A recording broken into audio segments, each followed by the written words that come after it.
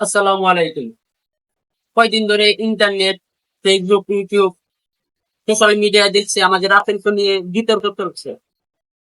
বিতর্কটা হলো কি, আমাদের রাসূল 40 বছরের সময় নবুয়ত পেয়েছে নাকি সে আগে থেকে ধরে। ভাই, এই জিনিসটা নিয়ে তো ঘাটাঘাটি কিছু নেই।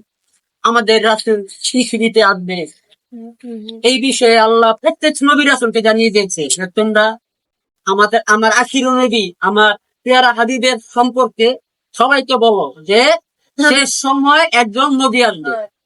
আল্লাহ নিজেই তো এই বিষয় জানিয়ে দিচ্ছে, তবে আপনারা কেন বারবার এই কথাটা নিয়ে বিতর্ক করছেন আমি বুঝি না ভাই।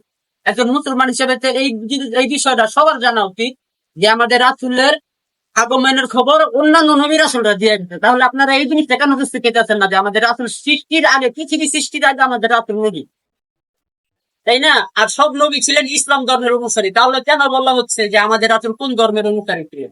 ভাই, আপনি কোন দিক দিয়ে নিয়ে চলতেছেন? এইসব এই কথা রেখে আপনার মাথা ঢুকে না যে আমাদের রাসূল পৃথিবী সৃষ্টির আগে থেকে নবী ছিলেন। সব রাসূল আমাদের রাসূলের দুনিয়া আগমনের সম্পর্কে জানিয়ে গেছে। এই জিনিসটা কি আপনি বোঝেন না? হ্যাঁ, তাহলে আপনি কিসের কিসের মুসলমান হলেন? হ্যাঁ, এই মুসলমানের তো কোনো দাম নেই যে আমাদের নবীর সম্পর্কে কোনো ধারণা নেই। হ্যাঁ, নবীর সম্পর্কে আজে বাজে কথা না বলে রাসূলকে নিজের প্রাণ থেকে বেশি ভালোবাসেন। ইনশাআল্লাহ আল্লাহ খুশি হবে, রাসূলের শেষ